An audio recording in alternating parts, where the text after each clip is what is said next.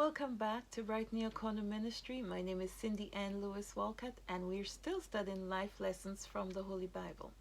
As I've mentioned before, these lessons are for holistic living, and you don't have to be religious to participate. Today we're studying a very broad topic.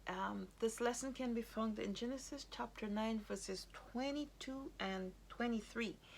And we're still with Noah and the flood story. I call this lesson a lesson in human dignity, human decency, and filial piety.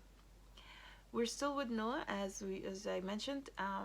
He's out of the ark. The flood's over. He's out of the ark. He planted a garden with grapes in it. He made wine. He drank the wine. He's drunk. He's lying in his tent naked. Now I will go right into the event that sparks the lesson. So Genesis chapter 9, verses 22 and 23. And Ham, the father of Canaan, saw the nakedness of his father, and told his brethren without. And Shem and Japheth took a garment, and laid it upon both their shoulders, and went backwards, and covered the nakedness of their father. And their faces were backwards, and they saw not their father's nakedness. I have a friend who wants me to talk about this not just being filial piety in terms of them covering up their father's nakedness, but on a broader scale, he wants me to address a part of this lesson to single mothers. There are single mothers who consider the children's dad deadbeat dads, drug addicts, or less than desirable fathers. And they teach their children to disrespect their father or even their father's relatives. We have a obligation as parents to follow God's word. And I think this lesson is here this early, and we'll see it later on again in a commandment for a reason. Noah is drunk here. Deadbeat, I don't know, but he's drunk and in an indecent state. He's in a less than dignified state. If it was my father, I'd feel embarrassed to see my dad, or hear my dad's lying there naked. So he's not in an ideal condition right now. And his children, knowing their responsibility, covered up their dad's nakedness. So to the single moms who consider their children's father deadbeat fathers, I can understand their emotional pain, or even their social pain, their social situation, the situation they find themselves in being a single parent. But let the children make that decision for themselves. Don't teach your children to go against God's word. Don't teach your children to disrespect their dad and their father and their father's relatives. That is not your role as a parent. Your role as a parent, you do what you can for your children, and you teach them in the right way. You teach them in the principles of God. So even if you're angry with their dad, for whatever reason, that is not something you should put upon your children, to let your children be responsible for disrespecting or committing a sin against God. This story is ideal to parenting and children's responsibility or children's obligation. This is a big lesson, and we're going to see a lot of lessons in this small portion of the Bible here. Noah is indecent, and he's lying in his tent. His children came in and covered him up. They covered up his indecency.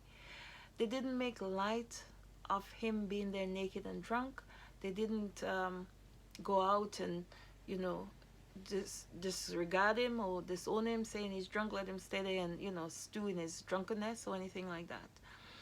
On the broader scale too, we have a responsibility. I think this lesson can be parallel to our responsibility to people who are in vulnerable situations, people who are out there and living a less than dignified life. We have a responsibility to help them, to aid them into coming into what we call decency, or a dignified way of living. So on a human scale, I think this lesson is saying that we have a responsibility to each other to make sure that we cover up. I don't mean put it under the rug and forget it. We can deal with it later. But for now, when a person is in a vulnerable situation, as Noah is in this situation, he's vulnerable right now. He's drunk and he's sleeping. As we will see later, he is sleeping. So he doesn't know that he's naked. It's our responsibility to take care of that indignity, to help the person reclaim some humanity. So the lesson is, here it has, that's why I think it's broad, because it's not just about children and their responsibility to their parents, but it's also about us and our responsibility to each other as human beings. So it's our responsibility to give people a hand up.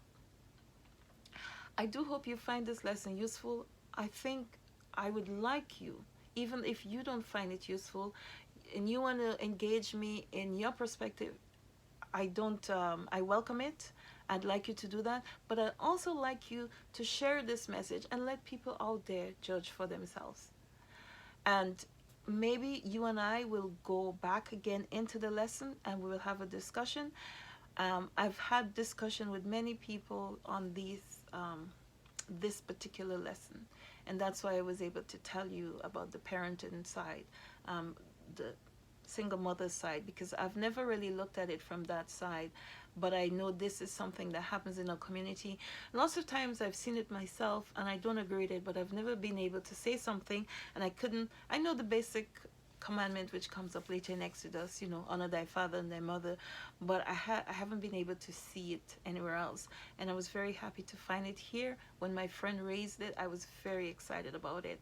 So I hope it gives you some time to reflect. Please share this lesson with somebody you know. Have a great day now. Bye-bye.